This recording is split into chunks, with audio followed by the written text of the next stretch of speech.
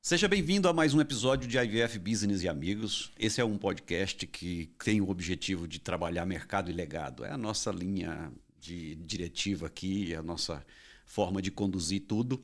E o nosso objetivo aqui é conversar com gente interessante, que tem história, que de alguma forma construiu o legado ou está construindo, também antecipar inovações e com todos os tipos de stakeholders. Então, se você chegou até aqui, obrigado pela sua presença. Compartilhe depois esse vídeo com alguém que você acredita que faça sentido. Eu estou bastante feliz porque hoje eu tenho aqui comigo uma pessoa que eu queria falar já há bastante tempo. Dr. Daniel Zilberstein, seja bem-vindo. Obrigado, Erivelton. Obrigado pelo convite. É um prazer estar aqui contigo. Vamos conversar bastante sobre reprodução humana, sem dúvida. Sei que sua agenda não é tão simples assim. A gente já estava fazendo aí algumas tentativas de ajustar essa agenda, então isso vai ser muito interessante. Eu não conheço totalmente, conheço um pouco da sua história e tudo, mas quem é Daniel Zilberstein? Bom, eu sou paulistano. Apesar do meu sotaque, eu sou paulistano. Sou nascido aqui no Albert Einstein. Meu pai veio fazer uma residência aqui em São Paulo, na USP, em ortopedia, e eu acabei nascendo aqui. Naquela época não tinha Netflix, não tinha Netflix. Então eu acabei nascendo rápido aqui, né, nessa época da residência dele. Logo voltei para o Sul, voltei ainda bebê, e fiz toda a minha vida inteira, né, até os meus 31 anos, foi em Porto Alegre, e fiz toda a minha formação médica na Federal do Rio Grande do Sul, no Hospital de Clínicas, não das clínicas, né, mas de clínicas. Lá é de Clínicas de Porto Alegre, Hospital de Clínicas. O Sul tem essas coisas, né, diferentes, mas é o Hospital de Clínicas de Porto Alegre. E eu fiz minha formação em cirurgia geral, depois urologia.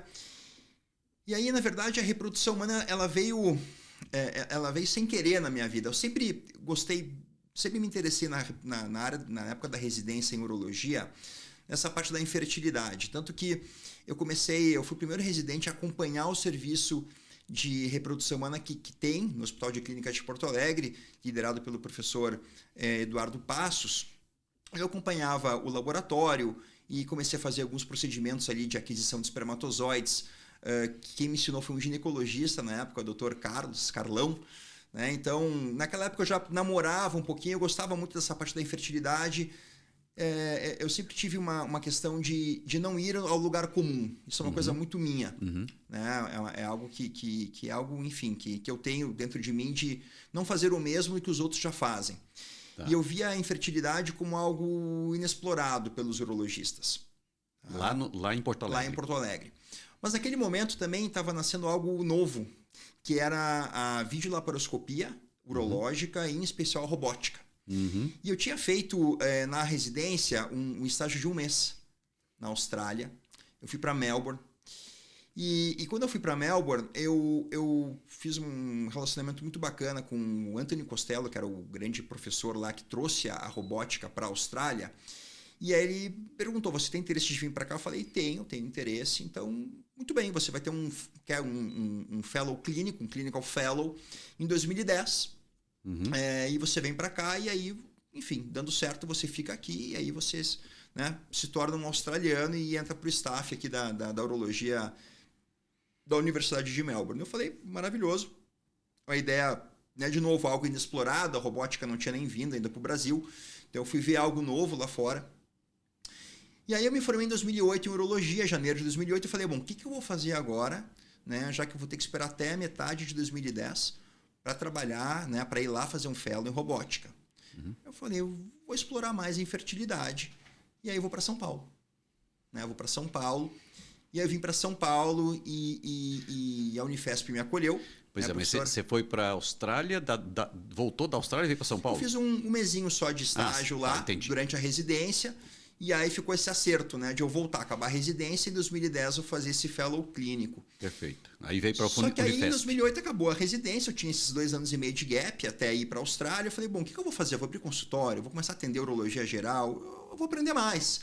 Então vou me aprofundar em infertilidade, que é algo que eu gostava, sempre, né, namorei muito essa subespecialidade da urologia. E aí a Unifesp me acolheu, o professor Agnaldo Cedenho me abriu as portas. E aí eu comecei a fazer meu fellow em reprodução humana e eu fiquei encantado. Né? A grande verdade é que realmente eu superou as minhas expectativas. Até porque naquele momento eu comecei não só a aprender infertilidade masculina, mas o sistema de ensino da Unifesp, ele vê o casal como um todo. Então, aquele médico, seja gineco ou urologista, ele aprende a avaliar tanto a parte masculina quanto a parte feminina. Isso é interessantíssimo, né? Sem dúvida. Parece algo tão simples, né? Mas é muito pouco feito nas residências e fellows de reprodução humana, onde ainda é muito dicotomizado. O urologista vai para a parte masculina, o ginecologista vai só para a parte feminina, né? E eventualmente algum conhecimento ali, mas não é um conhecimento global ou uma prática global com o casal. Uhum. E eu comecei a gostar de trabalhar com casal e aí as portas foram se abrindo e aí veio a ideia de um contrato com o Hospital São Paulo na época e a ideia de doutorado. E aí eu liguei para o professor Costello, professor, thank you so much, I'm sorry, I'm not going to Australia, I'm going to stay here em São Paulo, vou ficar trabalhando com reprodução humana, porque realmente foi algo que fez sentido para mim. Então, trabalhar com reprodução humana realmente foi algo muito... foi uma escolha de vida naquele momento, né? Ou eu saía do país e ia viver num outro lugar, o que também, né, naquele momento era muito sedutor. Mas eu vi ainda o mercado de reprodução humana muito atrativo. Né? Ninguém trabalhando com infertilidade masculina. Né? Os médicos, os urologistas que trabalhavam com infertilidade masculina eram muito poucos. E quando você tem essa visão do mercado, você como profissional preparado para a infertilidade masculina, você pensava em explorar só a masculina ou aproveitar a formação da masculina e ter uma visão mais global? Quando eu decidi ficar em São Paulo, foi uma decisão de trabalhar com reprodução humana por inteiro. Por inteiro. Porque eu entendi que se eu trabalhasse só com a parte masculina, eu não ia ter o casal comigo. Né? Eu ia sempre ser solicitado pelo ginecologista para fazer algo, né? Ou para fazer uma avaliação. E isso para mim não me interessava. Certo. Né? Para ficar em São Paulo e trabalhar com reprodução humana, eu precisaria obrigatoriamente também aprender a parte feminina. E aí eu fui ler os books, né? Artigos, papers, enfim, né? Os compêndios de ginecologia endócrina. Eu tive que me reinventar como médico naquele momento. Porque eu fiz uma decisão de largar a urologia geral. Então, em 2009, eu tomei uma decisão de largar a urologia geral e focar só em infertilidade masculina e infertilidade feminina. Né? E aí, isso foi muito bacana, porque os meus colegas também entenderam ali que eu fiz uma escolha. Né? E quando tu faz uma escolha, tu acaba sendo observado pelos teus pares como uma referência naquele processo. Sem dúvida. Né? E não um concorrente em outras áreas da urologia. Então, eu não me tornei um concorrente, mas eu me tornei um parceiro de muitos urologistas que não tinham interesse algum em infertilidade masculina. E isso perdurou até 2018, 19 e 20. Isso. Porque até 20, poucos urologistas ainda tinham, né, viam a infertilidade como um nicho de mercado. Isso começou a mudar da pandemia para cá. E eu me recordo bem que... E hoje mesmo, olhando os números, quando você pega ali quem passa pelos cursos de pós-graduação, ou então aqueles que fazem a prova de título, quando você vai olhar a formação base, você tem 90% ainda é gineco. Sim.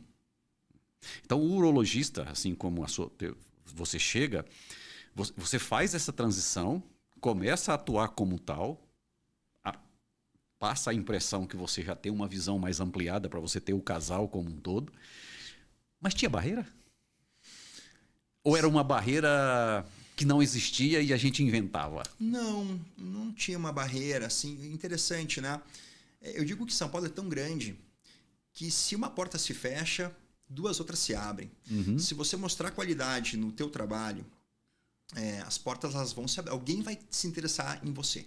Né? Sem dúvida. E eu tive o mérito e a sorte, né, de terem pessoas que se interessaram em mim, né, que foi o pessoal da escola, né, que me abriram realmente as portas para eu conseguir me desenvolver. Né?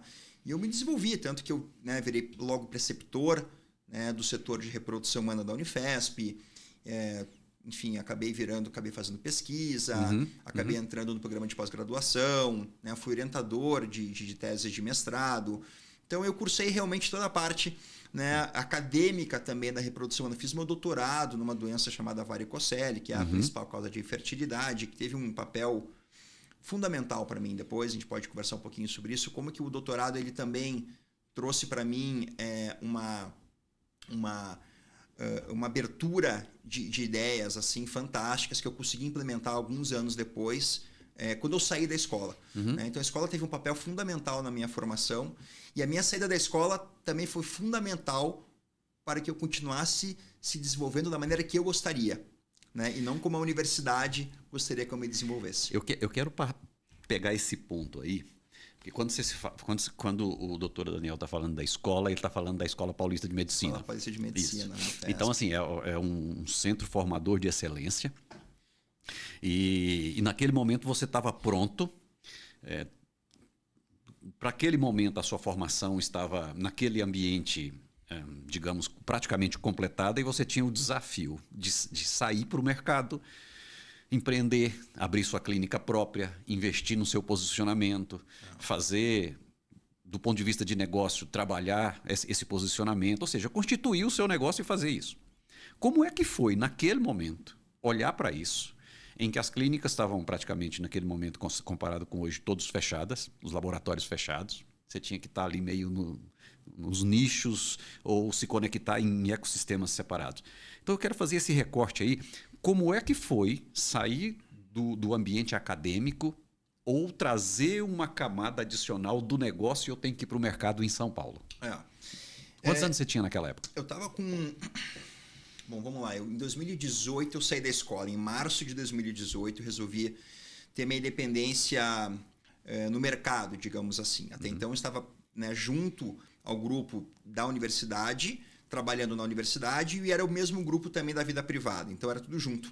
Né? Tá. Então dar esse passo para sair da universidade significava também desistir da minha vida privada com o mesmo grupo. Entendi.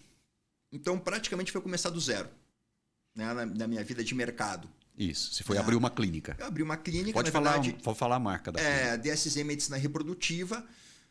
Na verdade eu já tinha aberto esse nome, mas eu trabalhava ainda dentro do consultório, né, do meu professor e do meu colega, Dr. Renato Fraieta, enfim.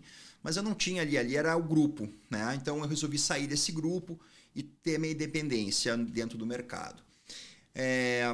Naquele momento eu já trabalhava no Grupo Fleury, né? Eu comecei no Grupo Fleury em 2010. Eu fui convidado pelo Dr. José Carlos Truzzi para ajudar a remontar o laboratório de análise seminal. O laboratório de análise seminal do Grupo Fleury naquele momento estava... precisava de ajustes, precisava dar uma equilibrada no laboratório. E aí eu já tinha ali, com 2, 3 anos já de reprodução humana, de vivência diária, eu já tinha adquirido uma expertise para poder fazer isso. Aí eu contei com pessoas muito boas lá dentro para reestruturar esse laboratório. E foi muito bacana porque eu fui trilhando durante o meu caminho da Unifesp, eu também fui trilhando o meu caminho dentro do mundo corporativo. Dentro de um grupo corporativo, de uma entidade privada. Não era naquele momento ainda aberto em bolsa. E eu fui mostrando a minha expertise, né, dentro não só da área de análise seminal, que eu fui convidado, né, para liderar. Eu ainda sou responsável, né, o médico responsável pelo laboratório de análise seminal do Grupo Fleury, mas eu também comecei a olhar e me tornar referência dentro do grupo para a parte ginecológica. Entendi. Né? Então, para outros exames, para montagem de artigos, para escrever capítulos de livro, dentro até de uma parte mais acadêmica dentro do Grupo Fleury. E aí teve em 2014, 15, eu lembro que tinha um teste chamado teste pós-coito. Esse é um caso interessante ali. Ali eu coloquei à prova o meu prestígio dentro do grupo. Né? Imagina você, né, um contratado do grupo, um profissional, né, funcionário do grupo, você fala para o grupo assim, olha, nós temos um exame aqui que nós precisamos retirar do portfólio. Você está falando de exame, tirar um exame de um laboratório que vive de exames. Né? E aí eu consegui mostrar por A mais B mais C que aquele exame, que é o teste pós-coito, não fazia mais sentido, né, em pleno século XXI, a gente proporcionar isso, né, para as nossas pacientes, porque não fazia mais sentido, era um exame sem reprodutibilidade, ele não trazia nenhum direcionamento de atitude médica em relação ao casal. Né? E aí eu fundamentei, né, essa minha atitude de tirar esse exame e fui bem recebido. Né? Então eles já te viram de outra forma. Exatamente. O grupo entendeu, não, se o Daniel está falando que esse é um exame, ele está demonstrando que é um exame que não faz mais sentido se realizar, então vamos tirar ele do portfólio. Ele é um exame muito solicitado, em especial pelos ginecologistas. Então ali eu pensei, opa, acho que o grupo está me vendo aqui de uma maneira um pouco diferente.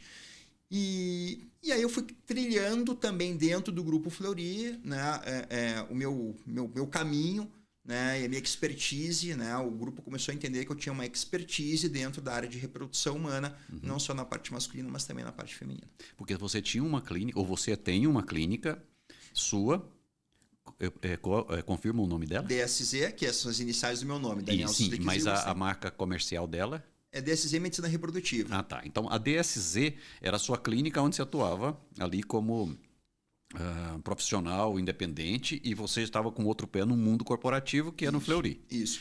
E diminuiu a carga no ambiente acadêmico. Não diminuía, era tudo junto. Naquele momento era tudo junto e misturado. E aí a família, né, sofrendo. Porque eu tô consolidando esse cenário, porque tem muita gente que segue a gente aqui, que são os chamados jovens médicos. Ele está num momento de transição. E essa transição, você tem que fazer escolhas.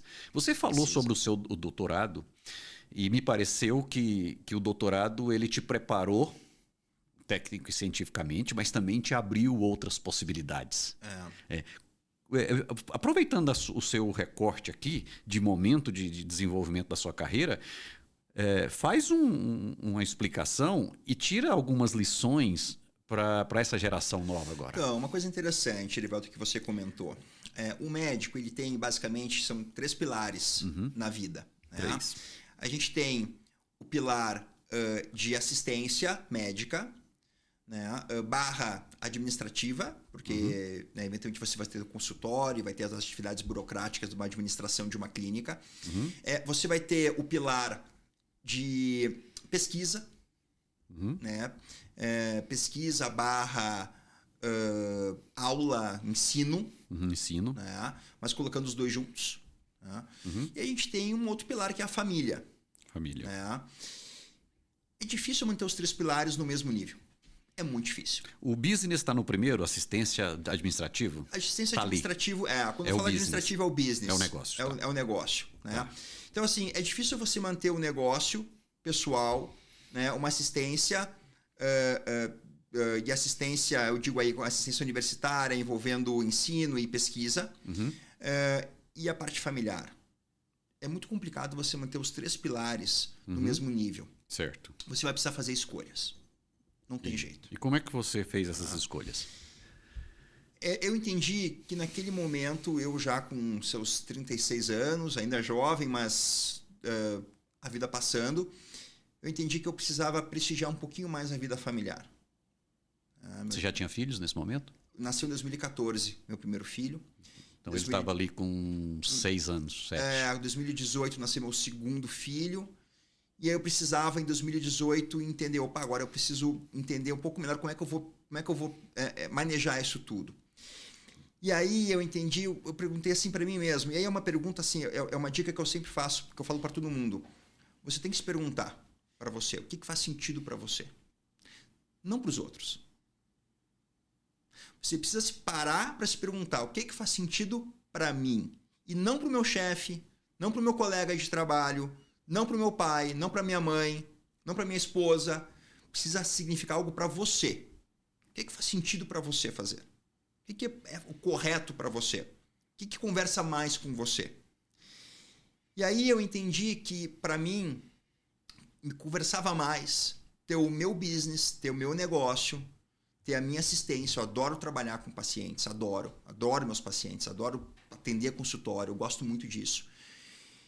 Mas eu não gosto tanto de pesquisa. Eu gosto de pesquisa, mas não está no mesmo nível. Eu tenho que escolher. Eu gosto muito da minha família. Eu gosto muito de estar com meus filhos. Embora o tempo não seja o mesmo, dedicado, obviamente, à minha profissão, aos meus afazeres, mas eu precisava ali escolher algumas coisas. E como eu estava dentro da Unifesp, eu não podia dizer não à pesquisa e continuar dentro da Unifesp. Então ali eu tive que fazer uma escolha. E a minha escolha foi seguir com o meu empreendedorismo, né? Seja um intraempreendedorismo dentro do Grupo Fleury, que depois eu viria a entender que seria realmente o intraempreendedorismo, o meu próprio empreendedorismo como médico, com abertura de clínica, enfim, né? E dando atenção à minha família. E dando aula. Sim, eu gosto muito de dar aula. Você me conhece, você sabe que eu sempre dou palestras, enfim, gosto muito de dar aula. Mas a pesquisa ali toma muito tempo. Você modulou, então, eu isso pra modulei. você? Eu coloquei família, coloquei trabalho, empreendedorismo, logo em seguida a família, junto, e num andar de baixo, aulas e pesquisa, porque a gente acaba ainda fazendo alguma coisa, mas não como antes. Perfeito. Né? E foi uma escolha minha de vida naquele momento. Foi bom? Muito bom. Foi, para mim, o que conversou comigo. Assim, teve um momento que eu me perguntei, o que está fazendo sentido para mim aqui? Porque a gente, muitas vezes, vai levando a vida que os outros querem que você leve. E não a que você quer. E não a que você quer. E acho que isso, para aqueles médicos que estão iniciando, né, que não tem muita clareza ainda do que querem, enfim, ou, né, vivendo as experiências, acho que é importante parar algum momento e pensar o que eu quero da minha vida, como eu quero estar daqui a 5, 10 anos, né, como eu me vejo no futuro. Você se vê como um pesquisador importante, então vá para a pesquisa. Você se vê como um médico respeitado dentro da sua clínica, pelos pacientes, então foque no atendimento, na assistência. Perfeito. É nesse sentido. Isso faz todo sentido. E é engraçado como você trouxe esses pilares. No meu segundo livro, que inclusive é esse aqui, depois eu vou te deixar um. Esse aqui. A base dele, eu trabalho 4 pilares. Ele é focado nesse médico que está tomando essa decisão. E eu trabalho 4 pilares. Primeiro, construção de autoridade, que está aqui quando você fala assistência, o negócio e tal, você deu uma juntada aqui.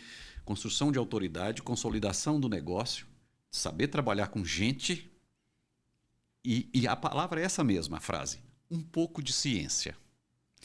Porque no decorrer do livro eu vou dizer o seguinte, você vai ter que modular isso tudo num determinado espaço da sua vida e o livro ele traz um número 100 muito mais como um local de chegada, uma quantidade. E ali ele vai fazer essas modulações. Então, você está começando agora, você não tem autoridade. Sim, precisa criar essa autoridade. Você tem que criar autoridade. Vai chegar um ponto que sua autoridade está constituída, você vai fazer modulações aí. Exato. Mas eu acho que se eu tivesse que fazer agora uma próxima edição, eu vou trazer um pilar família já para dentro desse cenário. Esse livro, ele é um projeto de... O livro mostra, de 0 a 100, 200 a 250 e depois lá para frente. A família deve entrar aqui no próximo, aonde você chega num nível e precisa modular. Porque você com 30 e poucos anos, com 2 filhos, ciência, o seu negócio, um pé no mundo corporativo, aí você olha para isso tudo e fala, as perguntas que você fez muito bem. O que eu quero? Aonde eu vou pôr o peso? Se eu vou dizer sim para isso, eu vou dizer não para o outro? E aí eu quero voltar um passinho aqui. A pergunta é bom para mim? É bom para mim? Isso aí o professor, né? O professor Aguinaldo um dia nos juntou. É bom para mim? Tem que fazer essa pergunta. Isso que eu estou fazendo é bom para mim? Se for bom para mim, vamos em frente. Se não for bom, recusa. Se não é bom, recusa. A gente tem esse poder de recusar as coisas. É que a gente não sabe dizer não. Esse é um grande problema. Eu também tenho essa dificuldade muitas vezes, mas a gente vai aprendendo e de alguma maneira vai amadurecendo isso. O amadurecimento ele traz isso, né? Sem dúvida alguma. Mas a gente precisa dizer mais não. A gente fala um pouco não. Perfeito. Sem dúvida. Fica a dica, viu? Quando você tem um pé no mundo corporativo e o Fleury começa a olhar o mercado, assim como trouxeram o portfólio para você avaliar e você deu a opinião ali, eu sei que no Fleury tem excelentes profissionais que estão e áreas que olham o mercado, para onde vamos, aonde põe mais, aonde modula e tudo. Você estava lá dentro. A pergunta é só para começar a desenvoltura desse tema. Você participou desde a primeira semente do pé do Fleury na reprodução? E como? Quando eu saí, Erivelton, da Escola Paulista, eu já tinha feito pouca gente sabe sobre isso, mas eu já tinha feito um estudo de mercado de reprodução humana. Porque se eu saio da Unifesp, eu saio, né, digamos assim, da minha... Quando eu saio da Unifesp, eu me abro para o mercado. Só que eu preciso entender que mercado é esse. Eu não conhecia esse mercado. Porque eu estava muito dentro de uma universidade. E eu tinha pessoas que tomavam decisões por mim, né, dentro do meu grupo. Então eu precisava entender que mercado é esse. Para onde é que eu vou? Né? Eu fiz estudo de mercado. E foi muito interessante, porque não tinha, assim, o mercado brasileiro. Como é que tu acha? Como é que tu encontra notícias sobre o mercado brasileiro, ainda mais em reprodução humana em 2016, 2017? Não tinha pouquíssima coisa.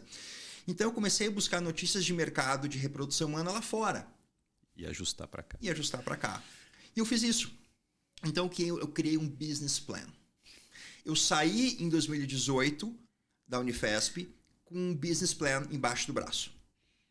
E esse business plan, Erivelton, antes de... Porque o Fleury, ele sempre namorou com reprodução humana, mas a resposta sempre era negativa. O Fleury namorava com reprodução humana desde a década de 90. Né? Desde a época do início ali da Hunt, então com o Paulo Serafini, né? com o Eduardo Mota. Depois, na década de início de 2000, com o pessoal que hoje fundou o Alpha. Então sempre teve um namoro, né, da reprodução humana, do Fleury, com outros grupos. Só que nunca deu match, nunca deu encaixe em relação a isso. Então, o Fleury, eu já tinha essa notícia de que o Fleury não tinha interesse em reprodução humana, embora em 2018, 2017, o Fleury ele estava abrindo para novos mercados. Isso. Naquele momento, o Fleury já tinha passado por um momento de aquisições, ou estava ainda fazendo aquisições, mas além de aquisições, ele entra com uma nova perspectiva, né, de entrar com novos mercados, seja comprando ou seja algo orgânico. Você teve a iniciativa, então, de fazer um estudo próprio, construir um business plan em 2018. Isso. E estava olhando o mercado aonde tinha sinergia para conversar desse tema. Perfeito. Beleza. E aí veio o Fleury, o meu grupo, o grupo que eu trabalhava desde 2010, certo, com a ideia, né, de namorar de novo a história da reprodução humana. Certo. E aí eles me chamaram para entender se fazia sentido o grupo abrir um centro de reprodução humana. E eu falei, não só faz sentido, como eu tenho um business plan pronto e que a gente pode, de alguma maneira aqui, modificar, né, de acordo, né, com os ideais do Grupo Fleury e como o Grupo Fleury ele entende que deve servir os médicos. E aí eu trouxe para o Grupo Fleury uma ideia que eu, enfim, já estava vivenciando, né? Porque até então eu era médico da Unifesp e aí eu trabalhava dentro do meu, entre aspas, próprio laboratório, que era dentro da Unifesp. Claro. Quando eu saí da Unifesp, eu me deparei com outros laboratórios, ou seja, eu virei um médico externo. Isso. Antes eu era um médico interno. E estava tudo ótimo. Quando eu viro um médico externo... Muda tudo. Muda tudo. E eu começo a perceber no mercado as dores de um médico externo. Exatamente. E o médico externo tem muitas dores. Essa é uma das principais. É. Você estava num laboratório de excelência, te entregando um resultado espetacular. Exato. Você era bem-vindo ali. Você tinha seu espaço. Eu tinha acesso ao laboratório. Exato. Eu tinha acesso ao embriologista, eu discutia os casos. Né? Eu sabia exatamente como o laboratório trabalhava, com um caso X, Y, Z, com fator masculino grave, com fator feminino grave. Tu entende como o laboratório trabalha, tu discute os casos. É muito diferente da realidade que eu encontrei como médico externo. Né? Que embora eu tenha trabalhado com laboratórios muito bons, né? Eu não tinha toda essa convivência, não tinha essa abertura, né? Eu não tinha essa espontaneidade. Não tinha. Né? E tinha um ponto importante que é a desconfiança. Porque você está... E assim, na boa, nós já passamos dessa fase e eu posso falar isso. Hoje todos os laboratórios estão abertos. No passado você não podia migrar de um para o outro. Hoje o dono do laboratório chega e escuta, dá para você levar 10% para mim? Vamos começar aqui uma relação e está tudo bem. Mudou. Mas naquele momento não tinha. Naquele momento não. Naquele momento ainda eu sentia muito assim... os médicos internos do laboratório ali, né, da clínica ainda com uma preferência de várias coisas, né, em especial de horário. Quero marcar a captação para tal horário. Não tem, nunca tem. Não tem. Né? Para você não tem, só tem para fulano. Só tem para fulano, enfim. Porque, né, era o chefe do laboratório, trabalhava naquele horário, enfim. Claro, faz parte. Então tinha muito isso. Em relação assim à questão de, puxa vida, eu tenho a minha marca, eu tenho a DSZ Medicina Reprodutiva, né? O paciente ele me conhece e eu preciso fazer o tratamento numa outra clínica, com uma outra marca, que eventualmente é uma marca até mais forte do que a minha. E provavelmente é mais forte do que a minha. Possivelmente. Tá? Então eu levava o meu paciente para um centro de reprodução humana com uma baita marca. Né? E o paciente, se engravidasse de primeira, estava tudo ótimo. O Dr. Daniel é o melhor médico do mundo, o laboratório X é o melhor laboratório do mundo e vamos em frente. Mas quando o paciente não engravida, e é muito comum o paciente não engravidar, o paciente se questiona. O Dr. Daniel é bom? O laboratório que o Dr. Daniel me levou é bom?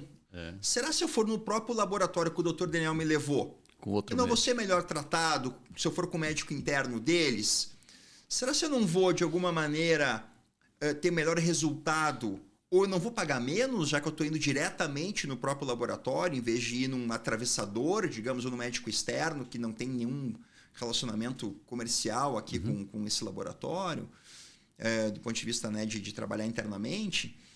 Então, essas questões, elas vinham, elas apareciam, e muitas vezes, quando não apareciam, a gente percebia no paciente. Isso tudo foi moldando, né, também o business plan que eu tinha feito. E quando o Fleury ele me chamou para entender o mercado de reprodução humana, então eu trouxe um business plan já com todo um mercado mapeado em termos de onde nós estamos, para onde nós podemos ir, potencial de crescimento de mercado, podemos falar sobre isso depois, e como que a gente poderia trabalhar dentro da cultura Fleury. Entendi. E aí se criou, então, né, o Fleury entendeu que fazia muito sentido, o Fleury estava à procura de novos negócios, o mercado de AC e CD, né, de laboratório de análises clínicas e de imagem, começou a diminuir. Né? Os hospitais começaram a ter seus próprios laboratórios, né, o descredenciamento de convênios, enfim. Então, era importante para o grupo, né, partir também para outros negócios, e tem feito de uma maneira muito forte. Né? E aí, em 2021, em 1º de março de 2021, nós abrimos o Fleury Fertilidade ali na Vila Mariana. O conceito Fleury, ele já nasce Open Lab. Ele é totalmente Open Lab. Desde o início. Desde o início. Desde o início ele é um Open Lab. Ele foi pensado para atender aquela dor e aquele público. Exato. Que mesmo em 2020, 2021... antes se pensava isso, você via que esses profissionais estavam chegando, mas encontrava as mesmas dores no mercado. Ainda assim, olhava-se para esse conceito que talvez não dê certo. Mas a marca Fleury era muito forte naquele momento. Não existia, né, esse Open Lab. Não existia um laboratório. Não. 100% aberto, não. Não existia. Né? Não existia no mundo. Né? Para não ser... Para não dar uma de mentiroso aqui, entre aspas, tinha um laboratório que eu não conhecia na Argentina, que abriu como um Open Lab, mas logo depois teve os médicos internos, enfim, a coisa não ficou Open Lab. Mas o Fleury no Brasil é o primeiro Open Lab. No mundo não existem, realmente fora esse da Argentina, não existem outros Open Labs iguais ao que a gente abriu. E o foco não era o paciente, o foco é o médico. Exato. Então essa é a nossa grande diferença em relação ao mercado. Então a gente estruturou o Fleury Fertilidade com uma sala cirúrgica maior, né, com mais comodidade, uma sala cirúrgica completa. Eu posso fazer uma cirurgia bariátrica, se eu quiser. Eu posso fazer qualquer cirurgia lá dentro. Eu posso fazer uma videolaparoscopia, videohisteroscopia, faço reversão de vasectomia. A gente tem microscópio cirúrgico lá dentro. Então o casal não precisa sair do Fleury Fertilidade para fazer seu tratamento completo de reprodução humana. Ele pode fazer tudo dentro do serviço de reprodução humana do Fleury Fertilidade. Ele não precisa ir para um hospital fazer uma cirurgia, por exemplo, de microdissecção testicular. Ele pode fazer lá dentro. E vocês inovam também na relação com esse médico, porque ele começa a ter liberdade de agendamento, tudo automatizado. Ele não precisa mandar uma mensagem, ligar, falar com fulano de tal, dar um jeitinho para mim. Né? Ser uma dor importante, né?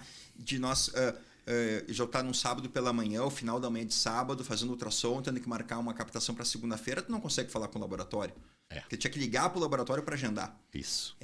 E precisa saber o horário, porque precisa dar o remédio para fazer o trigger, né? Para fazer a maturação folicular final. Então, tu precisa do horário, tu precisa do agendamento. E era, às vezes, assim, angustiante, né? Você deu ansiogênico. Exato. Esse processo. E você deu previsibilidade, né? Ou seja, você definiu... O processo passou a ser mais previsível. O que se esperar. E nas mãos do médico. Então, Exato. Se o médico quiser fazer um ultrassom domingo pela manhã na clínica e não tem ninguém no Fleury Fertilidade ao meio-dia de domingo, ele entra no sistema, ele olha o local, o dia que ele quer fazer a captação, o horário disponível, ele marca. Sem falar com ninguém. Uma historinha interessante, que essa era uma dor tão grande que eu me recordo um caso, não vou citar nomes, mas um médico externo pediu para recuperar o paciente num determinado espaço ali da estrutura laboratório e clínica, e a pessoa administrativa disse, não, ali não pode. Ele falou, mas está disponível. Ele falou, não, aquilo lá está reservado para fulano de tal, que era o dono da clínica. Lá só paciente dele. Então, pronto. O outro caso, só para a gente voltar aqui, né, era o seguinte. Foi conduzida uma pesquisa sobre as dores desse paciente, desse médico externo, independente. E numa das respostas estava lá, não tem água no conforto médico, não tem uma bolacha seca e o lugar para pendurar a roupa. Assim, pode parecer pouco, mas é a dor que você lida com esse stakeholder. Exato. Muito bom. Então, ou seja, o conceito Fleury foi estabelecido, e aí eu quero só colocar aqui uma situação que é o seguinte. O que o médico de saúde reprodutiva, especialmente reprodução assistida, mais quer? Resultado positivo. Sim. Você não tinha resultado positivo. Você tinha a promessa de. Eu não tinha nada, né? Era um laboratório totalmente novo. Exato. Como foi lidar com a desconfiança e receber essas pessoas que estavam em laboratórios, de alguma maneira, com resultados bons, e a partir de agora eu quero testar o Fleury? A marca ajudou? O que ajudou? A marca foi fundamental, né? Ter a marca Fleury, e que é uma marca de credibilidade, tem quase 100 anos de existência, o Grupo Fleury. É incrível. Né? O seu Gastão Fleury, né, que é o médico do cafezinho, né? Tem várias fotos do Gastão Fleury em várias unidades do Fleury, é interessantíssimo ver a foto dele, né? Com um cafezinho na mão, enfim. E foi fundamental, porque se nós não tivéssemos uma marca tão forte por trás desse centro de reprodução humana, nós teríamos tido, obviamente, muito mais dificuldade. E essa foi uma das premissas de trazer os médicos, quer dizer, porque aquele médico também que não tem tanta autoridade, ele acaba utilizando a marca Fleury para emprestar a autoridade do Fleury para ele. Então, aquele médico mais jovem, que não tem tanta tradição em reprodução humana, mas tem a sua expertise, né, ele consegue trabalhar com a marca Fleury a seu favor. E a gente colocou isso desde o início. Valoriza a jornada dele. Valoriza a tua jornada se associando a nós. E muitos médicos compraram a ideia. Isso foi muito legal. A gente teve poucos médicos, na verdade, que compraram a ideia, mas foram médicos muito fiéis. Entendo. Foi muito bacana. A gente tem médicos que eu sei exatamente quem são desde o início. E eu sou muito grato a eles, porque eles compraram a ideia, né, do Fleury Fertilidade, sabendo que nós íamos ter ups and downs. Claro. Né? E nós tivemos em 2022 um down importante, que todo laboratório novo tem. E todo laboratório também maduro tem ups and downs, mas a gente teve um down assim que nos chamou a atenção, que criou ali naquele momento uma certa angústia, né, em todo mundo ali, na nossa chefe de laboratório, a doutora Amanda, nos médicos que estavam conosco, em mim também. Mas logo a gente conseguiu reverter esse processo, né, com a expertise, né, da liderança da doutora Amanda nesse processo. A gente conseguiu reverter. A gente chamou também uma ajuda de uma embriologista de fora para nos ajudar. Sempre é bom a gente ter, né, apoios, né, externos para entender. Uma pessoa que vê de fora o laboratório, ela consegue entender alguns processos que a gente não consegue mais. né, ver, porque a gente está muito inserido dentro daquilo. Claro. Né? Então, a pessoa que vê de fora, ela consegue, às vezes, identificar algumas coisinhas que poderiam ser feitas diferentes e que trazem um resultado completamente, né, que mudam o resultado. Então, rapidamente a gente conseguiu fazer esse redirecionamento e, novamente, a gente começou com nossas taxas de sucesso, que continuam excelentes desde então. E aí os médicos começaram a entender que, puxa vida, mesmo no período de turbulência, a turbulência foi curta e a gente depois manteve um voo de cruzeiro muito bacana. Tá. E aí a gente começou também a ter a credibilidade de médicos que estavam com a gente, mas peronomútil. Né? Vinham, saíam, voltavam, experimentavam. A gente tem colegas médicos que primeiro só iam fazer congelamento de óvulos conosco. Exato. Vamos congelar óvulos. Vamos experimentar. Vamos experimentar. Por uma razão simples. O congelamento de óvulos não precisa do resultado agora. Não precisa do resultado agora. Né? Exato. Mas precisa descongelar bem, né, esses óvulos. Não adianta congelar e não descongelar depois. Então a gente conseguiu, né, aos poucos ganhar confiança e graças a Deus hoje os médicos que estão com a gente são muito parceiros, né, e entendem hoje a qualidade que o nosso laboratório tem. É muito legal de ver essa nossa trajetória, que foi muito rápida. Né? Tu maturar um laboratório, hoje a gente abrimos em 1º de março de 21, estamos aí no final de 24. A gente está fechando o 4º ano, né, de funcionamento. Tu ter um laboratório maduro em 4 anos é muito bom. É realmente uma resposta muito bacana. Vocês começaram e nessa sequência, aí a gente começa a perceber um pouco mais de inteligência artificial, inovações chegando no laboratório.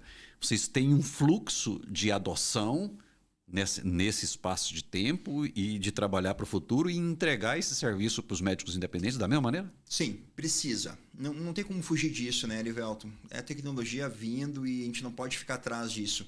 E essa é uma das grandes questões das clínicas de reprodução humana hoje, né? Como essas clínicas vão, em especial as clínicas que não foram compradas, né? Como que as clínicas vão conseguir atualizar seus laboratórios? Atualizar laboratórios na década de 90 era fácil, não tinha muita atualização de estufas, os valores eram mais em conta, o dólar estava mais acessível, né? Nós tínhamos também outro mercado, né? Uma outra forma de montagem de laboratório, muito diferente do que é hoje. Né? Tínhamos parcerias na época que hoje não existem mais. Então, montar hoje um laboratório é um investimento muito alto. Né? Hoje uma time-lapse, né? Uma estufa time-lapse hoje é em torno de R$2 milhões, fora a manutenção. E você, o seu cliente principal, seu público, ele também é interessante para esses grupos que você se referiu agora, que chegaram. Ele também vai, de alguma forma, trabalhar o Open Lab dele e trazer essa galera aí, ou seja, você vai sofrer a concorrência, entre aspas, aí destes grupos. Vocês estão preparados para isso? Muito. Na verdade, a gente até, nesse momento, com a entrada, né, desses fundos de investimentos e com aquisições das clínicas de reprodução humana, a gente teve até um incremento de médicos. Né? É um modelo novo no nosso país, é um modelo que está sendo estruturado, então acho que tem muitos desafios ainda. A gente pode conversar depois sobre esse modelo lá fora, se der tempo. Mas é um modelo que ainda aqui no nosso país tem muitos desafios em relação aos médicos que já trabalham nessas clínicas. Né? Muitos médicos se desagradaram nesse processo. De alguma forma. De alguma forma. E aí migraram para nós. Né? De uma maneira mais objetiva, ainda continua sendo uma marca que não é do médico. Né? Então, o médico ele vai continuar tendo que levar o seu paciente para uma marca que talvez não converse tanto com ele. Ainda tem um dono, né? Ainda tem ali médicos internos trabalhando. O paciente ainda pode ter essa visão, puxa vida, mas por que eu vou no fulano de tal se eu posso ir direto na clínica onde eu tenho médicos que atendem nessa clínica? O pensamento ainda não muda muito. Né? Por que esse médico ele não leva a um lugar onde não existe uma concorrência, na verdade? Fleury Fertilidade não tem atendimento de pacientes. Ele serve o médico para que esse médico sirva ao seu paciente. Tá? Então, ainda continua sendo um modelo único no nosso país. É um diferencial, é uma entrega de valor. É uma entrega de valor, é um modelo diferenciado ainda de trabalho. Né? E nós sempre seremos o primeiro. Até pode surgir um segundo centro, né, concorrente dos mesmos moldes. Mas nós sempre seremos o primeiro nesse processo. Vamos pegar esse gancho aí, você falou do modelo lá fora. Nós estamos bem em que sentido quando comparamos o nosso modelo que está num processo de ajustes comparado lá fora? Lá fora você quer comparar Europa ou Estados Unidos? Ou geral? Não, geral, o modelo de aquisição lá fora está muito mais consolidado, né? Já tem, nós estamos 20 anos atrasados. Sei lá, se é a terceira ou quarta rodada já de vendas e compras e vendas desses processos todos, isso. Né? A questão é que quando se compra uma rede de clínicas, e vamos pensar lá fora, que é um sistema mais, né, que está mais consolidado e as coisas estão mais já bem feitas. Uhum.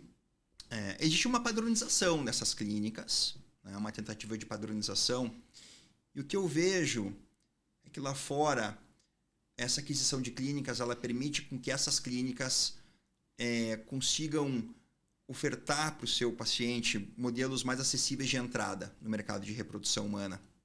Talvez isso seja uma das grandes vantagens que exista, onde clínicas pequenas sejam compradas por um grande fundo de investimentos e se coloque um aporte financeiro nisso. Né? Então, saiu um estudo agora recente, publicado na Universidade de Harvard School Business, uhum. ou Business Review. Harvard Business Review, uhum. que mostrou, olha que interessante esse dado dela, ela mostrou, foi agora, né? Mostrou, Erivelton, que as clínicas que foram adquiridas aumentaram em 27% o número de taxas de ciclos de fertilização in vitro, 27% aumentaram o número. Taxa de sucesso? Taxa de fertilização in vitro. Taxa de fertilização, tá. 14% em taxa de bebê nascido em casa. Então é bom. É bom, parece algo interessante. E Lá fora. Lá fora. Por que isso? Processos? Processos. Né? Processos, padronização. Mais treinamento, investimento. Investimento. E uma coisa interessante, que é talvez a facilitação de entrada de novos pacientes nesse mercado. Estão falando de acesso? Acesso. Eu falo um pouco de acesso nesse processo todo. Porque nosso modelo hoje não privilegiou acesso ainda. Não privilegia. Né? E é um grande problema nosso aqui no nosso país. Uhum. 90% da nossa população ganha menos de R$3.500. Certo. Esse é um grande problema do nosso país. Não consegue fazer tratamento. Não consegue fazer tratamento mesmo que tenha um aumento de acesso. Ok, eu vou diminuir valor, eu vou dividir em 12 vezes. Ainda é caro. Ainda é caro. Para 90% da população, a fertilização in vitro em clínicas privadas não é acessível e não é factível. Essa população vai precisar entrar em universidades que fazem tratamento de reprodução, né? Gratuitas. Lembrando, não é pelo SUS. O SUS não cobre. Né? O SUS não cobre tratamento de reprodução humana. O que existe são convênios. Convênios de prefeitura, convênio de governo de estado, convênios com centros de reprodução humana universitários ou hospitais públicos que ofereçam esse serviço, né, com a parte médica gratuita, né, e subsidiando ou dando gratuitamente medicamentos e a parte laboratorial. Né, o HC funciona assim aqui em São Paulo, o Pérola Baita funciona assim, né, o Hospital Fêmea em Porto Alegre também funciona dessa maneira. Né, não é pelo SUS. Você acha que é o aumento, então, dessa diretriz? Eu acho que nos Estados Unidos ocorreu isso. Lá também muita coisa é out of pocket, embora alguns convênios ajudem no processo de tratamentos, mas muitos outros, não é todo convênio que aceita tratamento de reprodução humana, é muita coisa out of pocket, completamente fora, né, de convênios privados. E eu acho que lá fora eles conseguiram isso por conta de uma melhoria. Né? Eles conseguem, primeiro, melhorar o acesso e publicitar isso. Não adianta tu melhorar o acesso e também não publicitar que você está dando um acesso melhor. Então, são algumas coisas que eles fizeram que para mim faz sentido, né, na ideia de tentar realmente ofertar o número de tratamentos e eventualmente aí ter um ganho também, né, nas taxas de de gravidez e de bebê nascidos em casa. Certo. Você, na sua visão, assim, hoje a gente tem dados que apontam próximo de 70% das clínicas fazem menos de 250 ciclos por ano, do que dá 20 e poucos por mês, e assim, enfim, pouco. Por outro lado, a gente vê uma certa procura dos fundos por clínicas com um volume maior, e você tem uma quantidade enorme de clínicas com volumes menores e com um nível de exigência em cima dessas clínicas que aumenta fortemente o custo operacional fixo e, enfim, dessas clínicas. Por outro lado, olha o cenário. A gente está vivendo um momento de transição de gerações no mercado. Você tem aí próximo de 15 escolas que formam especialistas. Especialistas não, que pós-graduados. Pós-graduados. Porque não é uma especialidade de reprodução. Né? Então, que passam pela pós-graduação, então o que entrega entre 150 e 180, talvez, no máximo um pico de 200 novos pós-graduados no mercado todo ano. 90%, 95%, talvez máximos, são ginecologistas. Isso. Então, esse é o cenário. É uma geração que tem pressa, muita pressa, com um preparo básico, não estou criticando programa nenhum, mas que hands-on é pouco. Muito pouco. Isso. Então, assim, nós estamos vivendo esse cenário, uma transição de gerações aqui, dois níveis de saída, 3, 4 de chegada em diferentes momentos. E nós estamos aqui, talvez a sua geração seja essa geração hoje que está aqui próximo do prumo ou no prumo. Como é que você vê isso do ponto de vista do negócio? A reprodução tem um ticket médio interessante, remunera bem o profissional, nós vamos ter que ser mais efetivos, tem espaço para todo mundo? Uma visão crítica disso. Hoje, o paciente que trata comigo está deixando de tratar com outro. Nós estamos roubando um monte? Roubando um monte. Não está sobrando paciente no mercado. O mercado está mostrando isso. Né? Hoje o mercado de reprodução humana ele está realmente, como você comentou, está trazendo muitos novos médicos dentro desse mercado. Veja bem, o mercado brasileiro é gigantesco. Né? A gente tem aqui, vamos lá, o potencial mercado brasileiro é gigantesco. A gente tem hoje de 200 a 250 tratamentos por milhão de pessoas. Isso. Aqui no Brasil. É isso mesmo. A gente sabe que o tratamento esperado, né, para 15% da população em idade reprodutiva com infertilidade seria 1.500 ciclos por milhão de pessoas. Nós estamos fazendo 10% do potencial. Pouquíssimo. Nada. Nós temos o potencial, a Austrália faz quase 2.000, Israel faz acima disso, né? Quer dizer, a Dinamarca faz muito mais do que isso, Estados Unidos faz próximo de 1.000 casos por milhão de pessoas. Então, a gente tem um potencial de crescimento gigantesco. Porém, onde é que ele bate? Qual é o teto disso? A questão financeira. Se eu tenho 90% da população ganhando menos de R$ 3.500, como que eu vou aumentar esse número de tratamento por milhão de pessoas? Como é que eu faço essa mágica acontecer?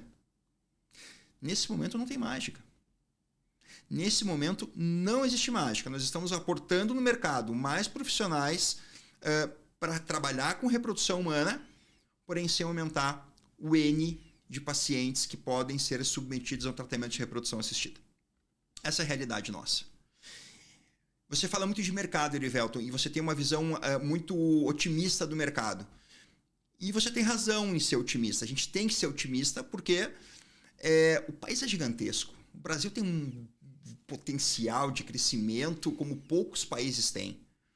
Só que a gente precisa realmente mostrar esse potencial e a gente não está conseguindo mostrar ainda esse potencial porque olha o nosso momento financeiro. Uhum. É um momento financeiro terrível. Terrível. Mas o Brasil começou a crescer. Mas ainda é difícil da gente ver isso, ter palpável isso. Né? A reprodução humana ela é muito sensível à questão econômica do país. A gente não tem crédito hoje facilitado. Eu lembro que 13, 14, 15, nossa, como a gente tratava pacientes. Né? Foi incrível, assim. Tinha crédito facilitado.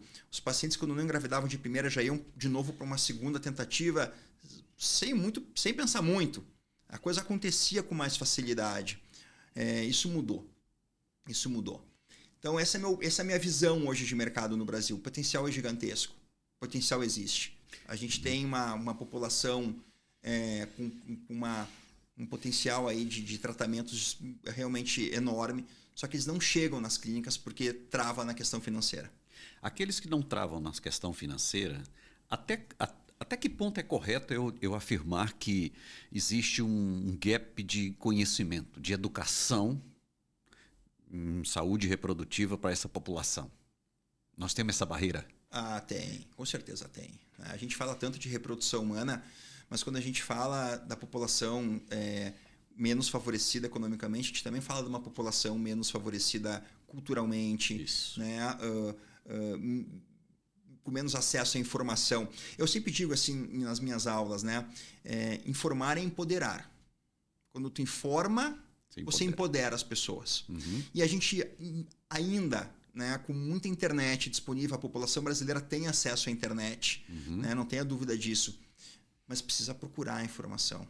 Muitas vezes a informação ela não aparece, ela não aparece tão disponível assim, né, que nem hoje na inteligência artificial, ela está disponível para todo mundo, mas você tem que fazer as perguntas corretas. Se você não sabe perguntar, você não sabe a resposta. Você não vai ter a resposta que você quer. Então, a inteligência artificial para todo mundo, está para todo mundo. Mas para poucos vão realmente aproveitar da maneira que deve ser aproveitada, porque poucos vão saber fazer a pergunta correta. Então, a mesma coisa acontece com a informação. A gente tem muita informação.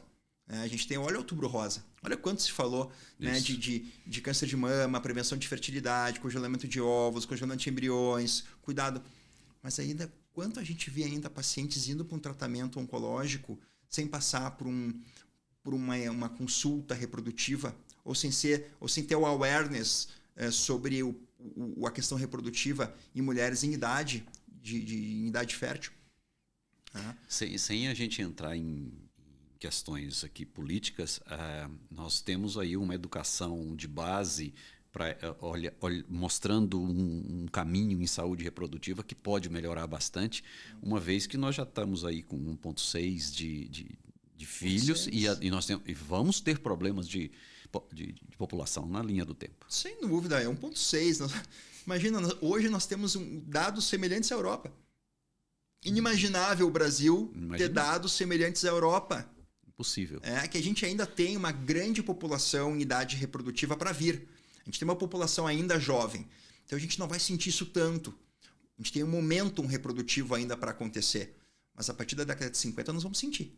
50, 60, nós vamos ter realmente uma população começando a ficar realmente mais envelhecida por conta dessa taxa baixa de nascidos vivos por mulher. Os Estados Unidos é 2,3, 2,4. Os Estados Unidos, que a gente tanto copia, os Estados Unidos, na maneira de ser, eles engravidam mais. Nós estamos copiando a Europa. Estamos copiando a Europa. Do ponto de vista de planejamento familiar, nós estamos muito mais para a Europa do que para os Estados Unidos. Sem dúvida. Daniel, uma coisa me chamou a atenção na sua fala, que é o seguinte. Muita gente reclama de sorte. Muitos profissionais que estão começando agora, ou que estão mesmo na reprodução assistida, olham para o cenário atual e diz, me faltou sorte aqui, me faltou sorte ali. Enfim, não quero entrar nisso, mas a questão é, você tinha um plano pronto, um business plan, em 2018 ele estava pronto debaixo do seu braço. Você tinha um pé dentro do mundo corporativo, querendo ou não. Eu sempre achei importante. Você estava lá com o pé. Eu sempre achei importante eu estar dentro de um grupo da universidade, mas eu também ter alguma coisa de independência desse grupo. Eu sempre achei importante isso para mim. Pois é. Então, veja, quando você teve sorte, ou seja, você teve a oportunidade de fazer de apresentar um business plan que estava pronto, que você foi atrás de informação, que você ficou noites olhando para aquilo, vendo se faz sentido ou não, olhando o modelo internacional e adaptando para cá e dizendo, isso aqui aconteceu lá, vai acontecer aqui, por conta disso aqui, e ter que se convencer e depois ter que convencer o outro. Aí você deu sorte na vida e chegou onde você chegou e teve a oportunidade, mais uma sorte, de olhar e modular seus pilares para colocar foco na sua família, né? É sorte mesmo, ou seja, então as pessoas precisam ter que dar sorte daqui para frente. a gente tem que estar preparado para as oportunidades. É essa questão do preparo. A gente tem que estar preparado. E aí eu sou muito grato a uma pessoa chamada Luciana Guimarães. Luciana Guimarães. Luciana Guimarães, ela sabe que, né, o quanto eu sou grato a ela por ela ter me ajudado a fazer esse business plan. Né? Ela é uma menina super empreendedora, ela veio da farma e ela gosta de criar negócios. O tesão dela é formar negócios. Ela forma um negócio, ela monta um negócio e quando ela começa a executar, ela fala, ok, agora vocês toquem esse negócio sozinho que eu vou fazer um outro negócio. Né? Ela é a formadora de business. E ela foi muito assim, ela foi um diferencial enorme para eu conseguir montar o business plan, entender esse mercado, né? E aí eu ter esse projeto pronto embaixo do braço para o momento que surgiu. Né? Eu estava preparado para esse momento. Você tem razão. Né? A sorte ela vem quando a gente está preparado, né? para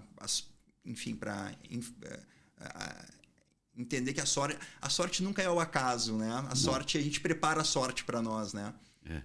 O que você espera aí para os próximos anos dos principais direcionadores desse mercado? Paciente, médico independente, open lab, medicação, genética, verticalização, inteligência artificial, o embriologista saindo do laboratório.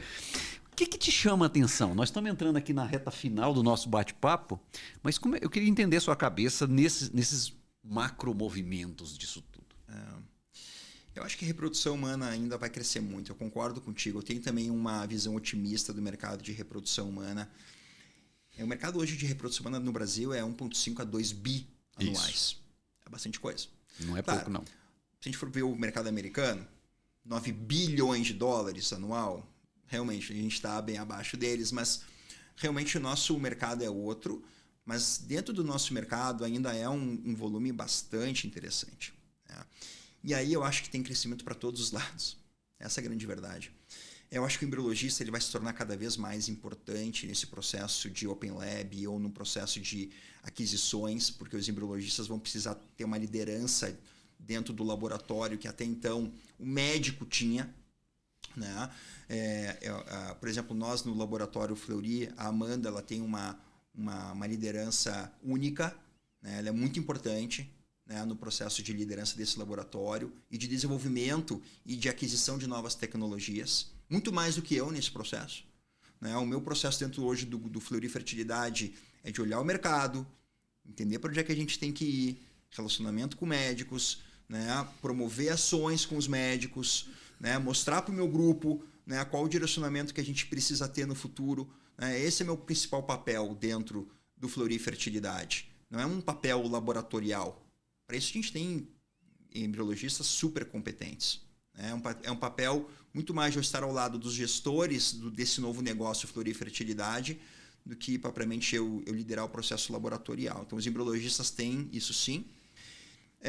As farmas, eu não vejo muita modificação nisso, quer dizer, a gente não tem medicamentos novos, eu não vejo que seja por aí o crescimento. O crescimento ele vai se dar muito mais por uma questão genética hoje. Né? A questão genética da reprodução ainda está muito mais em voga. Todo ano, né, vem um aperfeiçoamento, né, do teste genético em uso. E isso nos traz facilidades e também complicações. Né? Porque a gente começa não dá para bancar de Deus com reprodução humana. E esses testes genéticos começam a querer, né, trazer escolhas que eventualmente não deveriam ser feitas. Né? É muito complicado isso. Né? Ter o exoma hoje nas nossas mãos é algo que tem que trazer muita reflexão. Né? Tem que trazer muita reflexão. Né? A gente imagina, né? O projeto Genoma, lá no início do final da década de 90 a 2000, custou bilhões e bilhões de dólares, né? Para criar, entender o genoma humano. Hoje tu faz por R$4.000, tu faz o genoma inteiro. É uma loucura. Então a parte genética realmente ela é algo que vai liderar esse processo em reprodução humana. E dentro dos laboratórios, acho que tem 2 processos que o pessoal às vezes se confunde, que é a automação laboratorial e inteligência artificial. São coisas diferentes, Sim. separadas, que podem estar associadas, mas elas são coisas diferentes. né? Então, tu tem uma automação laboratorial, onde tu começa a permitir o embriologista tomar conta de outras situações dentro do laboratório. E tu tem uma inteligência artificial que ainda não está bem definida. A gente não consegue ainda ter certeza o quanto essa inteligência artificial ela é realmente competente para aumentar as taxas de gravidez. A gente não tem ainda essa segurança de dizer, mas ela veio para ficar. E enquanto mais a gente utiliza, mais ela se aprimora, né? Dependendo do tipo de inteligência artificial do laboratório que vai ser colocada, ela pode se auto-aprimorar e eventualmente começar a trazer, né, informações mais interessantes para a gente trabalhar com os embriões, com a qualidade dos óvulos, que hoje tem alguns sistemas aí também de inteligência artificial querendo mostrar, né, taxas de gravidez com a qualidade ocitária. Tem outros sistemas tentando trazer com a qualidade dos espermatozoides, enfim, mas ainda nada que eu olhe e fale, nossa, isso daqui é um game changer. Ainda não é. Não é. Ainda não é. Ainda o que vale, para mim, é a expertise do embriologista na avaliação de uma formação do desenvolvimento embrionário. Talvez aí as estufas time-lapse possam ajudar muito, porque a gente consegue ver, né, o desenvolvimento embrionário de forma contínua e não em fotografias separadas. E eu acho que isso ainda conta muito nesse processo e ainda vai contar por muito tempo. Sem dúvida. Muito bom. Isso é um bate-papo que, se deixar, a gente vai ficar aqui um bom tempo. De qualquer forma, nós estamos finalizando aqui essa nossa troca, as nossas reflexões. Parabéns, muito bom conhecer seu pensamento um pouco mais aprofundado de temas diversos. Agradeço demais o seu tempo. Você que está assistindo, se você gostou desse episódio, se acha que isso faz sentido para alguém que quer, por gentileza, compartilhe o máximo que você puder. E se quiser deixar algum comentário, tranquilo. Se quiser fazer uma crítica, fica à vontade. De preferência construtiva. Eu gosto muito de crítica de quem constrói coisas. É sempre bom. De qualquer maneira, doutor Daniel, muito obrigado. Tá? Realmente foi muito interessante. Suas palavras finais aí no nosso bate-papo. Bom, Erivelto, eu queria te agradecer. Sempre, assim, eu adoro falar sobre reprodução humana, né? Eu acho que eu trabalho como médico, trabalho vendo casais com infertilidade, mas é muito legal eu trabalhar com o backstage da reprodução. Ter, de uma certa forma, idealizado, né, o Fleury Fertilidade, ajudado a montar o Fleury, que foi montado teve mais de 100 pessoas para montar o Fleury Fertilidade. Foi um trabalho, assim, muito, muito bonito. Trabalho difícil, montar um laboratório desde o início. E o interessante é que foi montar um centro de reprodução humana num grupo que não tinha nenhum mínimo cacuete nisso. Eu tive que explicar, eu fazia reuniões iniciais para mostrar o que é um óvulo, o que é um espermatozoide, o que é um embrião, né? O que é um laboratório, explicar que não é um laboratório de análises clínicas, é um laboratório de embriologia que é completamente diferente. Foi um desafio delicioso de se fazer. Eu tive pessoas maravilhosas comigo nesse processo. Ainda tenho eles junto comigo, né? Tem a Ana Carolina Chiosini, que é a nossa gestora. A gente teve o Daniel Camarano, que hoje não está mais no grupo. A Amanda Monteiro, que é a nossa embriologista.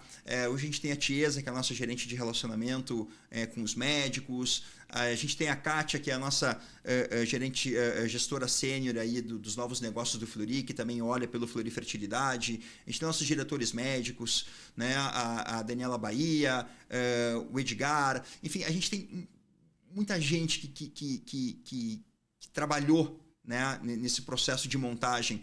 E eu queria agradecer uma pessoa muito especial dentro do grupo, que é o Dr. Rui Maciel.